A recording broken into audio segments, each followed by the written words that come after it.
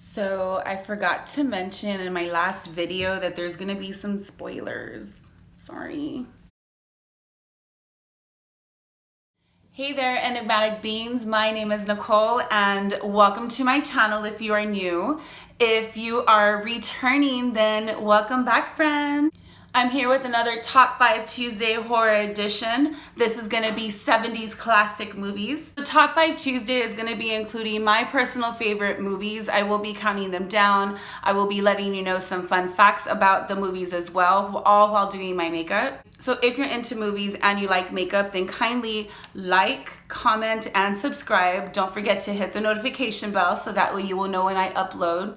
And I'm gonna be here for you every Tuesday. So, are you ready? Are you ready? Let's go. And so this is my outfit of the day. We just have a long black skirt. I am wearing my Docs, my heeled Docs. Nothing better than a skirt with pockets in it. And this is just to finishing it off is this top from Guess. And I have my little pinup hair going on today. So this is the outfit of the day today. Starting off, we have an American slasher film by Tobe Hooper. So funny that he's coming again, Tobe Hooper. This time I'm saying it right though. This follows a group of teenagers who on a road trip to a family home. On the way, they pick up a hitchhiker, and he says that his family owns a slaughterhouse, so that alone is already weird. He cuts himself, he cuts Franklin, which is one of the teens that are in the group. So because of this, they end up just kicking him out. They're like, you know what, like he's just weird, let's just kick him out, let's drive away. So once they dump the hitchhiker, the couples end up kind of doing their own thing. One couple goes this way, the other couple goes the other way, and they're just wanting to kind of explore, do their own thing. And one couple, which is Kirk and Pam, they do end up stumbling across a house. The house is abandoned, they're thinking, so they're just going in there kind of wondering like what's going on, like who's here. So Kirk goes in there, he starts calling out to see who's there, hello, hello. And lo and behold, the person who he ends up encountering is Leatherface. Pam is there waiting for her man to come out and Kirk never comes out, so she's there calling for him. Kirk! And she just ends up going in herself to the house to see exactly where he was. So when she goes in there, she starts calling out for him and she stumbles upon a room. There's all these human bones everywhere. There's human bones, animal bones, all this decaying flesh. Like she's just like all freaking out looking at everything. She doesn't leave. Like, wouldn't you leave at this point seeing all of this stuff? I'd be like, I'm out of here, peace. When she's in there, Leatherface ends up coming out. He ends up getting her and he like hangs her on this cleaver hook. Now Jerry, which is the boyfriend of Sally. Sally and Franklin are brother and sister. Jerry is the boyfriend of Sally. He ends up taking off to go and look out for Kirk and Pam because they never got back, and they're like, so what's going on with them? Let's go check it out. He ends up leaving and he leaves Franklin there with Sally. And do keep in mind that Franklin he's in a wheelchair. He ends up getting murdered himself. So at this point now Sally and Franklin are looking for Kirk, for Pam, for Jerry. So as they're looking for everybody, they end up coming over to the house as well. So when they're there, when she comes upon the house, of course, Leatherface shows up and chainsaws Franklin. So Franklin is gone at this point. And she just starts running out. She's all freaking out. She saw her brother just get murdered. So she's just running like crazy, trying to run away from Leatherface as he's chasing her with a chainsaw. So she ends up running into the house. She ends up going upstairs to the attic. And when she goes up there, she runs into this decayed like couple. She freaks out, so she ends up just jumping out of the window and she gets away. She gets away and she ends up going to this gas station.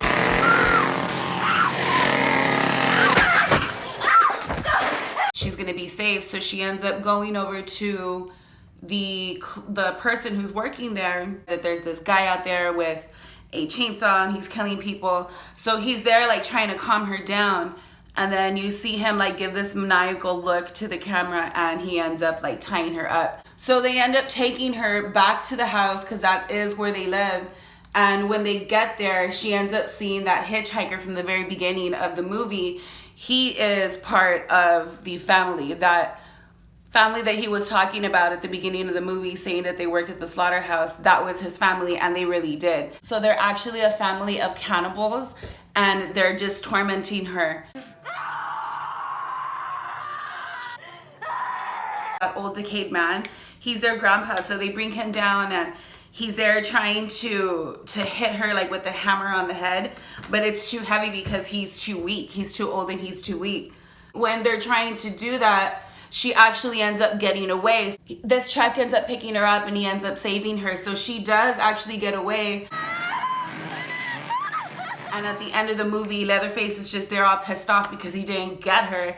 And he's there like just flailing around his chainsaw. All right, now just a few fun facts about the Texas Chainsaw Massacre. Working conditions for the Texas Chainsaw Massacre were bad. Of course, if you live in Texas, you know how bad the Texas heat is. So on top of the long working conditions, they were in their costumes, and their costumes were blood-soaked costumes. So the fact that they were doing these long shoots and they were in these blood-soaked costumes, they just stunk. The stench was horrendous. Whenever Gunnar Nelson would actually eat, they would sit away from him. Next is the skeletons in this movie were actually real, which is kind of freaky. So back in the day, it was okay for you to do this in movies, which is totally crazy. It was a lot cheaper for you to do it as well. So a lot of movies back in the day actually did have real skeletons. This movie had real skeletons, human and animal. The last fun fact is that Grandpa Sawyer, he was in the suit and getting the makeup in. He didn't realize that it was gonna be so long for him and so extensive, like the makeup that he did.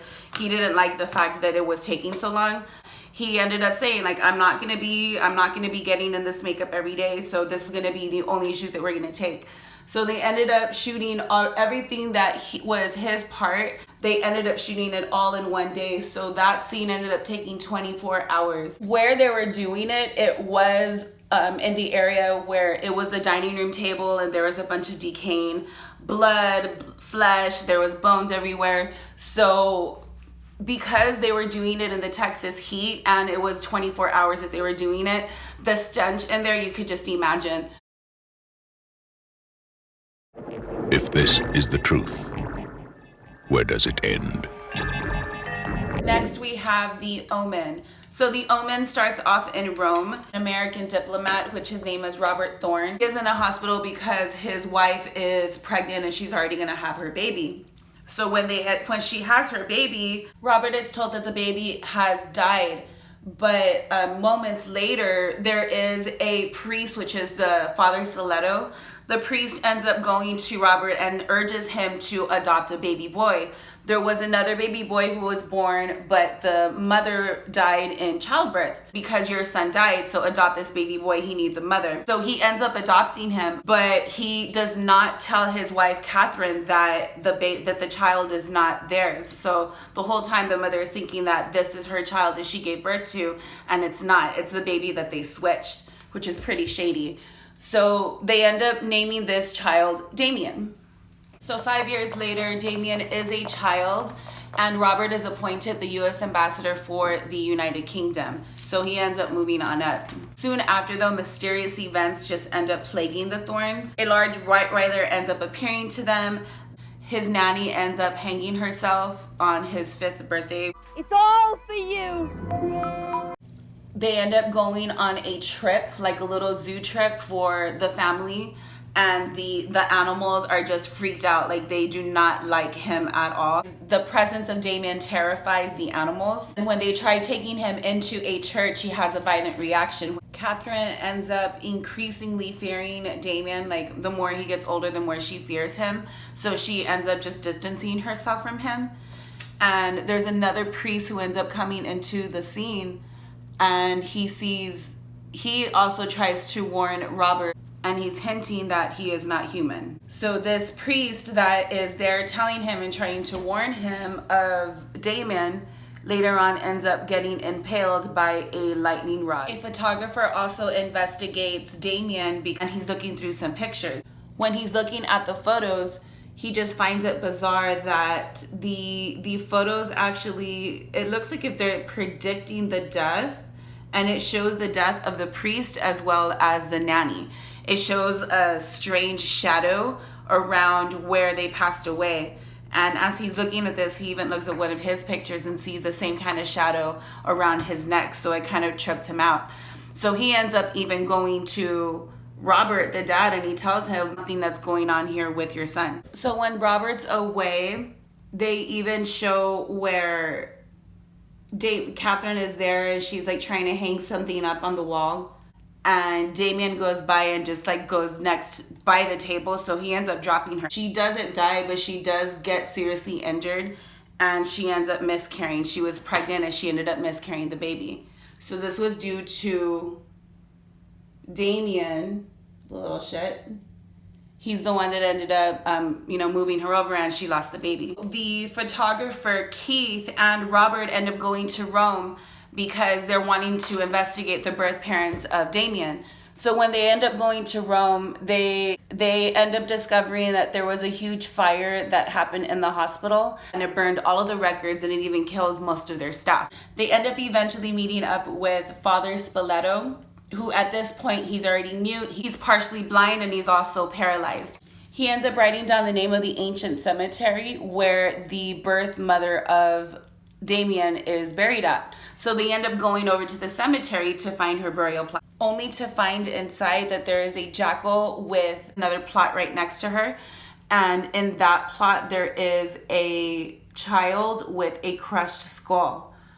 Realizing that the inhuman mother is Damien's mother, and the child with a shattered skull was actually his unborn son that was murdered, so that way Damien could replace his son. They end up going to an expert on the Antichrist, and he ends up telling him if he is the child of the Antichrist, he's gonna have the mark of the beast, which the mark of the beast is the 66666.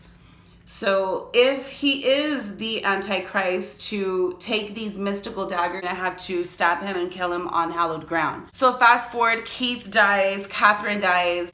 Robert ends up checking Damien to see if he sees that birthmark anywhere. So when he looks out at his scalp, he actually does see the 666. Knowing what he has to do, Robert ends up kidnapping Damien, and he takes him to a nearby church. So because he's driving so erratically, the cops end up trailing him because he's driving crazy. He drags him into the church, he lays him down on the altar, and right when he's about to kill him, he raises his dagger, and right when he's gonna stab him, the cops end up coming in and they shoot Robert. So Robert ends up dying. So a short time later, they end up having a double funeral for Robert as well as for Catherine. And because of him being the ambassador, the president of the United States is there. But that is no matter because they show him and they're panning to him, and Damien has this like little smirk. All right, so fun facts. There was the bamboo scene of where Damien and his mother end up going to the zoo. There's a bamboo scene where the bamboos go crazy.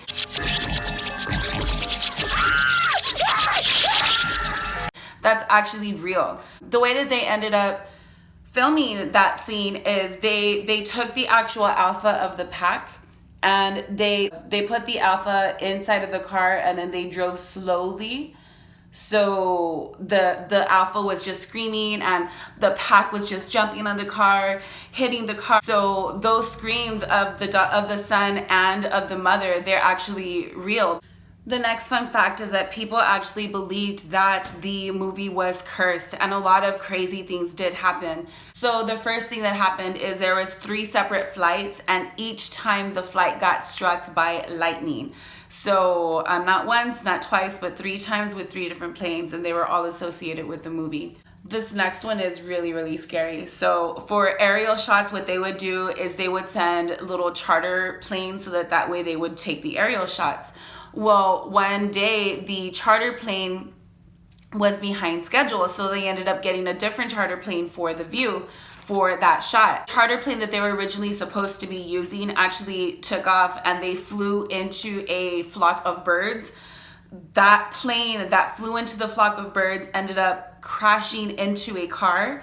The car had the family of the actual pilot from the plane.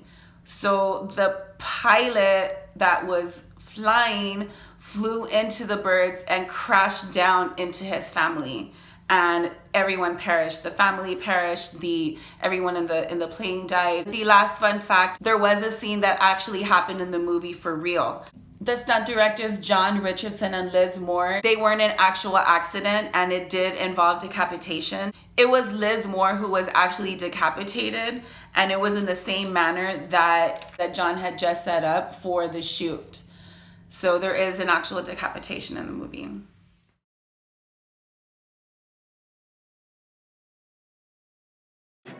In the Amityville Horror. Okay, so next movie we have is the Amityville Horrors.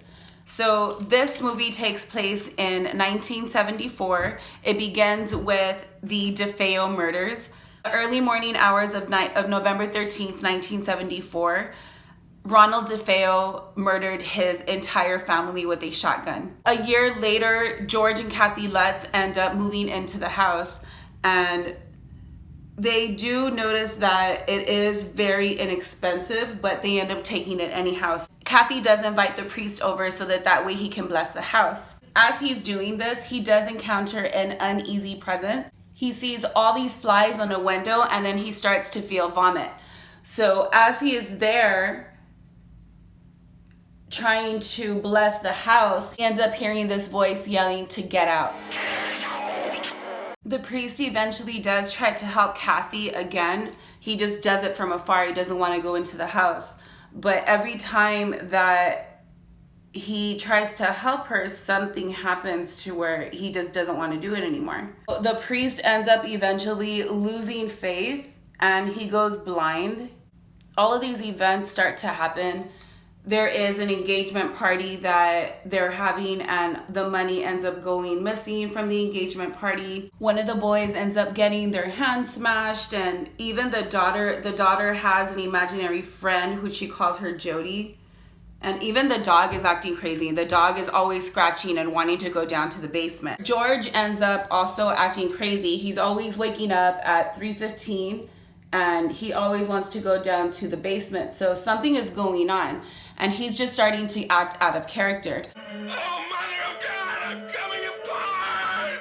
So by this point, his job ends up, concerned because he never went back to work. His business partner ends up sending out his wife, who is clairvoyant. As soon as she goes into the house, she starts feeling something. She goes into a room and she starts demolishing this wall. As she's demolishing it, she ends up seeing that there's a little room inside of the wall. In this crazy voice, she ends up saying that room is the gateway to hell. When she yells this, it's in Father Delaney's voice.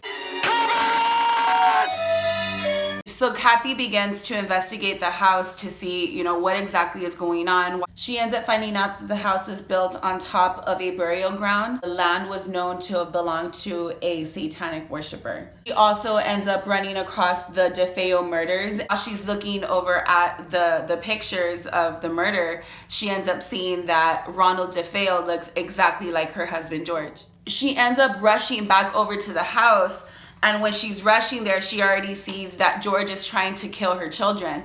So luckily, George ends up snapping out of it, and they get away from the house. They leave everything behind. They don't want anything, and that's the way that it ends. So fun facts about the Amityville Horror is that this was based off of true events. The DeFeo murders that were on November 13th, 1974, those actually did happen. Ronald DeFeo did murder his family, his entire family, his siblings, his father, his mother. He shot them in their sleep, and he shot them with a shotgun. Reason being why is that he was saying that he heard voices telling him to do it. The next fun fact is that the cinematographer actually had a phobia for insects. So where there's that one scene where the priest is going in there to bless the house, but he ends up being encountered by all of these flies.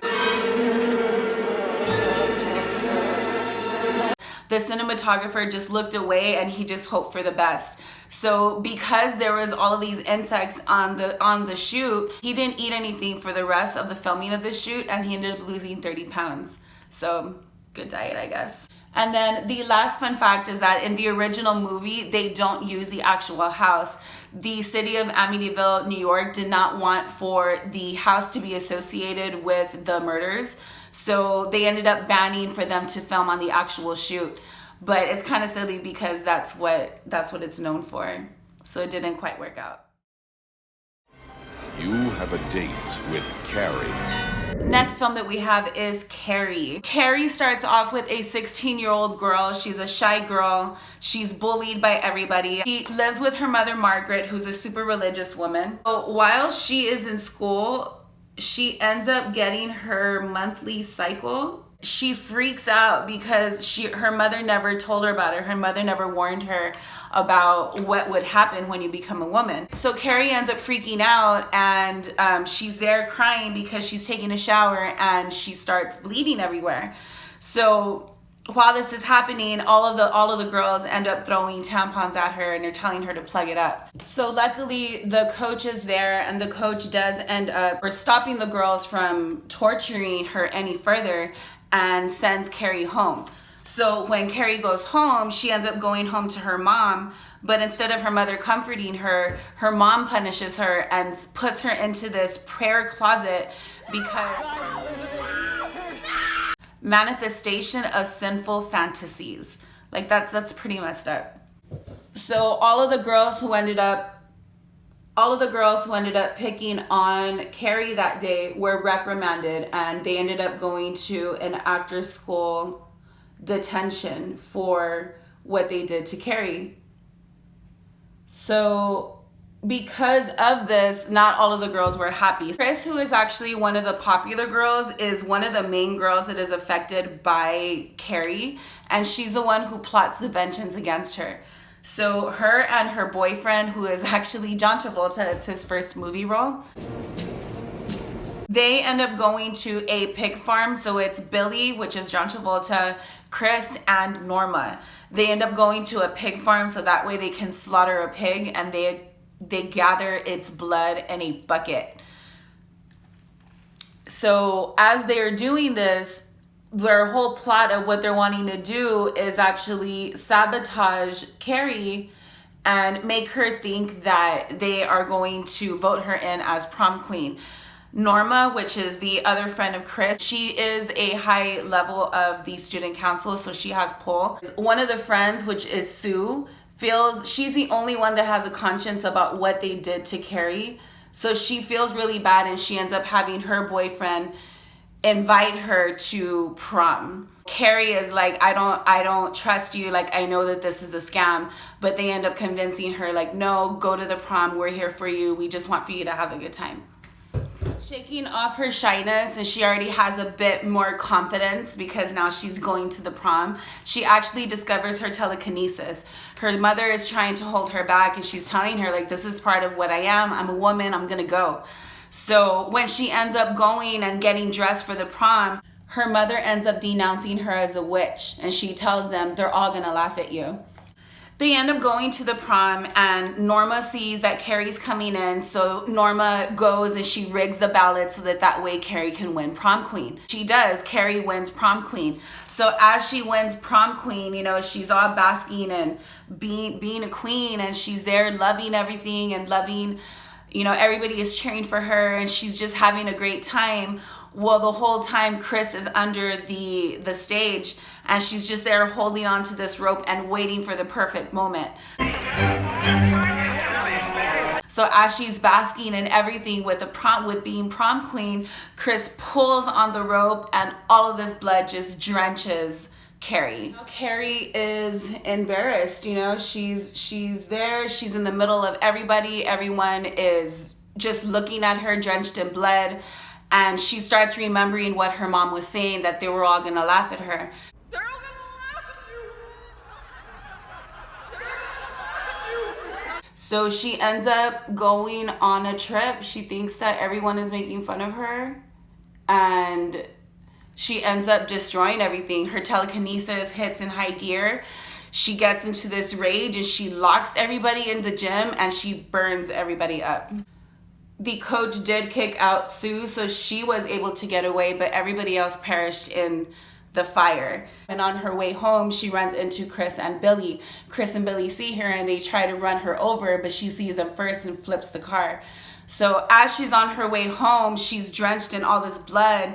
So she's there scrubbing herself, trying to clean herself, and her mother comes in and gives her this disturbing news. So Margaret ends up telling her some disturbing truth and tells her that sin never dies, and ends up stabbing Carrie. So Carrie's like, what's going on? My mother's killing me. And she ends up getting, like with her telekinesis, she ends up getting all of these floating knives and just annihilates Margaret and kills her. So she realizes what she did. She killed her mom. She killed her friends. So she ends up freaking out and she just blows up the house. So she burns the house with her and her mom inside. So the person who did end up getting away was Sue, as I mentioned earlier. Sue is traumatized at this point because everybody is dead. She's just freaking out. She ends up having this dream, and in the dream, she's placing flowers on the remains of what Carrie's house is. So when she's there about to place the flowers, Carrie's hand comes out of the rubble and like pulls her. Some fun facts about Carrie. Mel Gibson actually plays the love interest of Margaret and Carrie, which is pretty weird. In the movie Tim, he plays the love interest of Margaret, or the character that plays Margaret. The river is where he plays the love interest of Sissy Spacek.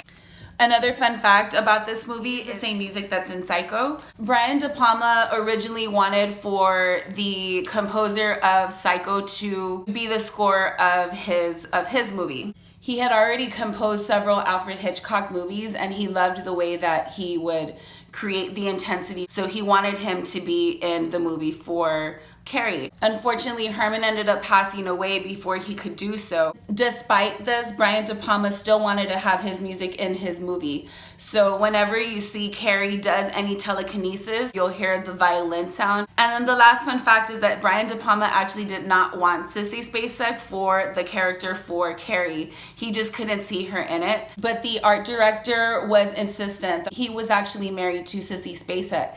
So he was insistent for her to read, and once she read the parts for Carrie, it was in the bag. Like, she was Carrie White. So for the last movie, we have the scariest movie of all time. It is The Exorcist. This is about an elderly priest. His name is Father Marin, and he is in Iraq. He ends up finding this statue, which is named Pazuzu. Now, meanwhile, in Georgetown, there is Chris, which is a movie actress, and her daughter Reagan. After Chris finishes working on the film, you see where there's a scene where Reagan is playing with the Ouija board, and she ends up contacting this imaginary friend. Very nice. What ends up happening is after she plays, Reagan ends up acting differently. She ends up acting crazy. So she ends up acting out of character. She ends up cussing. She has abnormal strength. So Chris ends up taking her to a series of doctors, and they run all these tests on poor Reagan, and they cannot find anything wrong with her. The doctors are actually the ones that encourage her to reach out to a priest for an exorcism. That's the only thing that they feel is next, because nothing is working for her. And Chris, mind you, is not religious at all.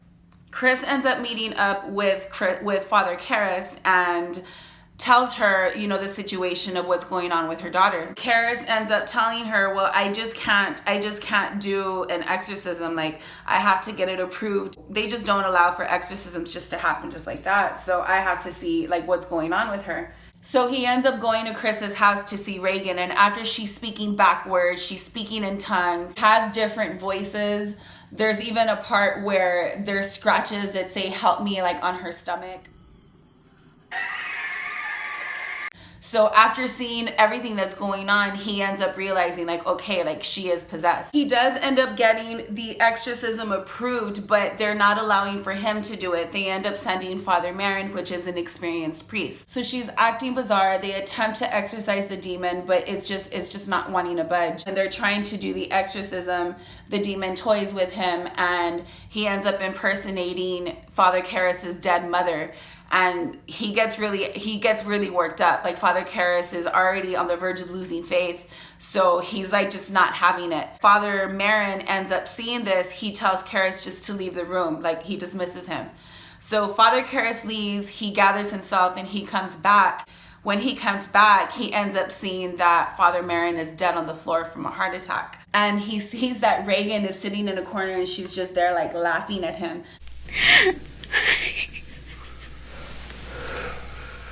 So he ends up getting enraged and he wrestles Reagan to the ground. He's telling her, like, take me, take me. So Reagan gets his medallion, his necklace, and she rips it off. And when she does that, the demon goes into Father Karras. Right then and there, you see where the demon is wanting to attack Reagan, and Reagan's just there crying. But then it flashes to Father Karras, and he's like, no.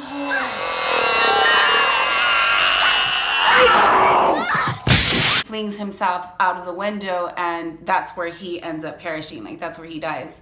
A few days later, Reagan, she doesn't remember exactly what happened, and her and Chris are leaving to go back to LA. Reagan does not have any recollection of what happened, but she does recognize the collar that the priest has. She ends up giving him a kiss on the cheek, like as thanking him. So right when they're going to be taking off and right when they're going to leave, then Chris ends up calling Father Dyer and gives him a necklace that belonged to Father Karras. Fun facts about The Exorcist. The voice of Pazuzu, which was the demon of Reagan, actually belonged to a female. The woman who played the voice was Mercedes McCambridge. The way that she ended up preparing for this role is she would smoke cigarettes, she was just drinking a lot of liquor, and that's what ended up allowing for that raspy voice that the Pazuzu had. She would drink whiskey, she would chain smoke, she was even swallowing raw eggs. On top of all of this, she even suffered from chronic bronchitis, which she cleverly used as the bone-chilling breathing of Pazuzu. The second fun fact about The Exorcist is the pea soup scene. So we all know the famous vomiting scene of The Exorcist. We all know that it's pea soup. But what we don't know is the fact that it actually malfunctioned. So what was supposed to happen is when it projectiled, it was supposed to just hit his chest. But in the movie, it actually hits his face. So all of this pea soup is just coming to his face.